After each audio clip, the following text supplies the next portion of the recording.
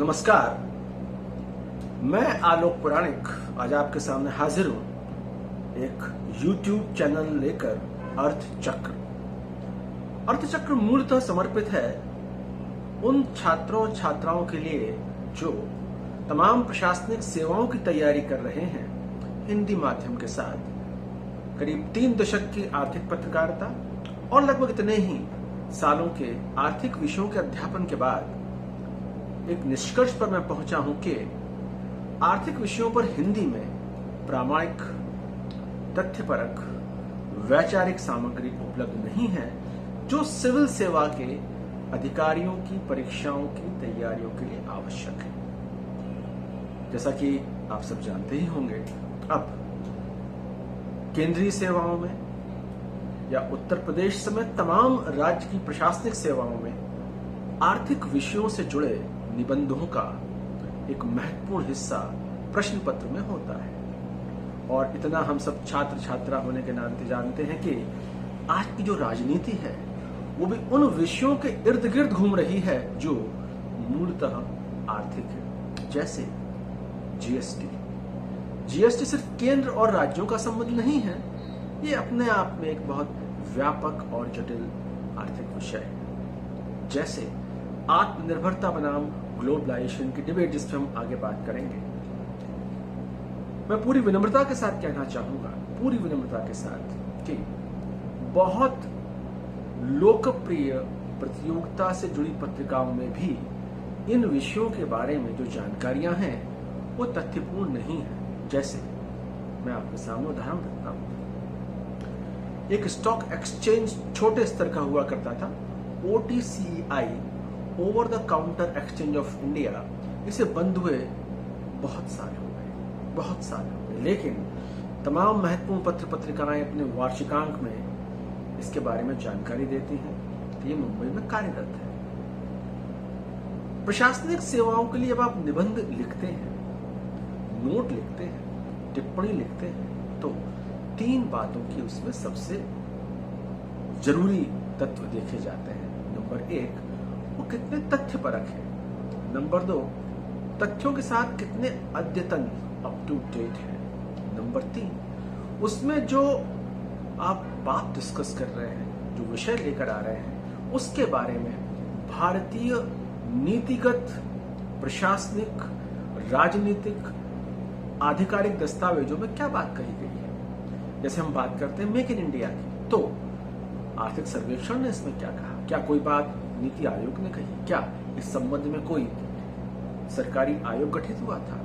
इन सारी चीजों के बाद फिर आपका विश्लेषण इस बात पे जाएगा कि प्रशासनिक, राजनीतिक दृष्टि से क्या व्यावहारिक रास्ते हो सकते हैं उन तमाम मसलों को देखने और सॉल्व करने के लिए। इसलिए किसी आर्थिक विषय पर निबंध लिखना सिर्फ जानकारियों और तथ्यों का संग्रह नहीं है। वो बहुत आसानी से हो जाते हैं, लेकिन उसके सहारे एक पर्सपेक्टिव बिल्ड करना, एक वैचारिक ढांचा बिल्ड करना जो एक प्रशासनिक अधिकारी के लिए चिंतनपरक हो, व्यवहारिक हो, ये बहुत जरूरी तत्व है। मेरी कोशिश रहेगी कि अर्थचक्र में आपको 360 डिग्री के एंगल से एक ही विषय के बहुत सारे आयाम दिखा पाऊं और उसके जरिए आप चीजों को देख पाएं और समझ पाएं। बहुत जल्दी मैं आपके सामने आर्थिक विषयों पर केंद्रित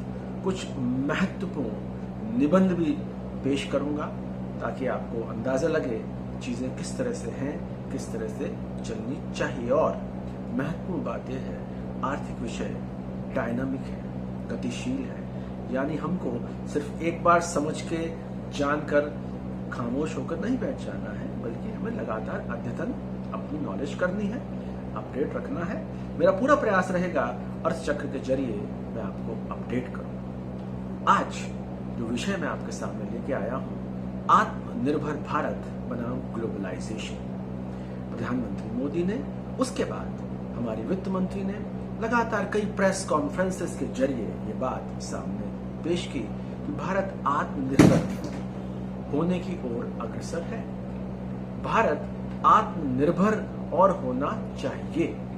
इन सारी विषय वस्तु को रखकर बहुत सारी नीतिगत घोषणाएं की गई हैं। हम समझने की कोशिश करेंगे क्या आज की परिस्थिति में क्या कोई देश भारत समेत आत्मनिर्भर हो सकता है, पूरे तौर पर स्वदेशी हो सकता है। स्वदेशी के अवधारणा क्या है, स्वदेशी का कंसेप्ट क्या है। आज की तारीख में अगर आप इसको प्रशासनिक दृष्टि से समझने जाएं तो मूलतः हमें यह समझना पड़ेगा कि स्वदेशी अर्थशास्त्र के भी आज की तारीख में भारत में दो विचार हैं। एक विचार कहता है कि जो कंपनी किसी वस्तु का निर्माण करे वो कंपनी भी भारतीय होनी चाहिए और वो वस्तु उसका निर्माण भी भारत में होना चाहिए। जैसे अगर कोई कंपनी भारतीय है, भारत में ही उसका निर्माण है, तो ये स्वदेशी है। एक थोड़ा स्वदेशी का उदार वर्जन, उदार स्वरूप ये कहता है कि कंपनी भले ही विदेशी हो सकती है, लेकिन अगर उसका निर्माण भारत में है तो हम उसको स्वदेशी मान सकते हैं। जैसे उदाहरण के लिए 10 में से 7 स्मार्टफोन इस देश में चीन के हैं। वो शियोमी हो, वो ओप्पो हो, तमाम ब्रांड्स से चीन के हैं, लेकिन इन चीनी ब्रांड्स के फोन पे आपको लिखा मिलेगा मेक इन इंडिया। तो क्या हम इसको स्वदेशी माने?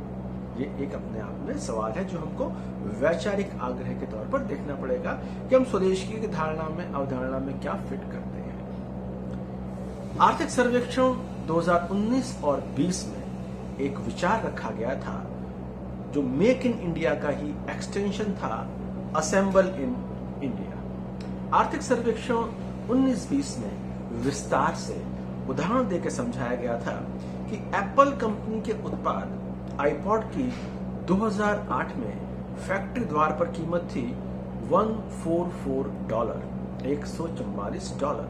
इसमें $4 का निर्माण, वैल्यू एडिशन चीन की तरफ से होता था, यानी आईपॉड की कुल मूल्य श्रृंखला में चीन की भागीदारी सिर्फ 3% थी। पर एप्पल आईपॉड की करीब 5 करोड़ 48 लाख इकाइयों में अपनी भागीदारी के चलते चीनी अर्थव्यवस्था में करीब 22 करोड़ डॉलर की मूल्य वृद्धि सृजित हुई, एडिशनल वैल्यू सृजित हुई।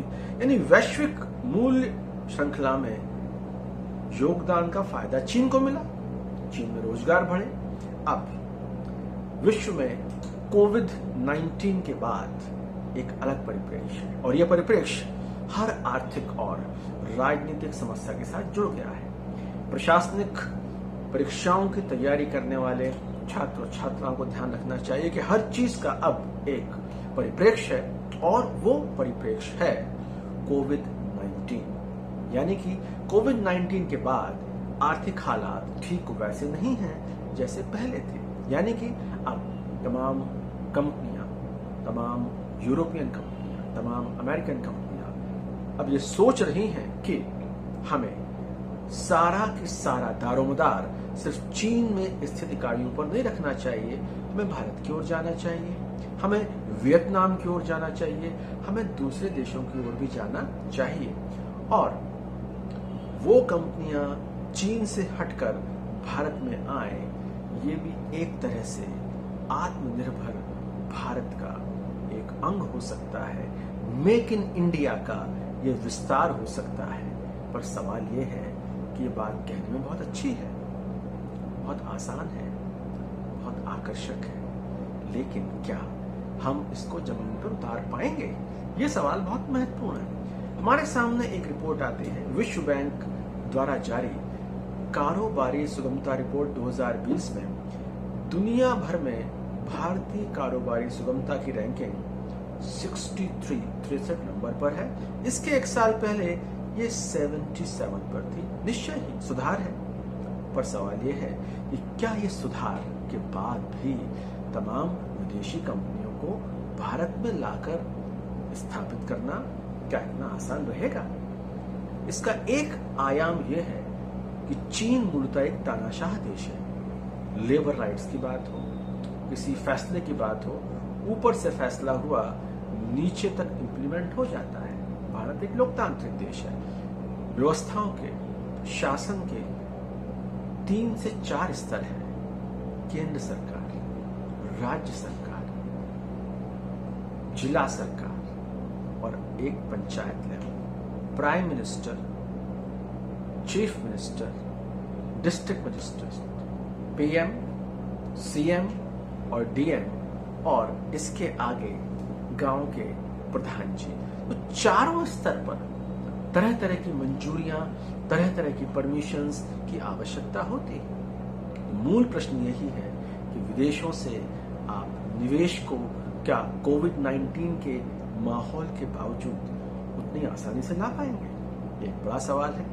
इस सवाल का जवाब यह है कि लोकतांत्रिक व्यवस्थाओं में चीजें उतनी गति से मूव नहीं कर सकती, नहीं करती हैं जितनी गति से एक तानाशाह देश में हो सकती है। इसलिए आत्मनिर्भर भारत की बात विचार के स्तर पर, चिंतन के स्तर पर निश्चय ही बहुत बहुत आकर्षक है।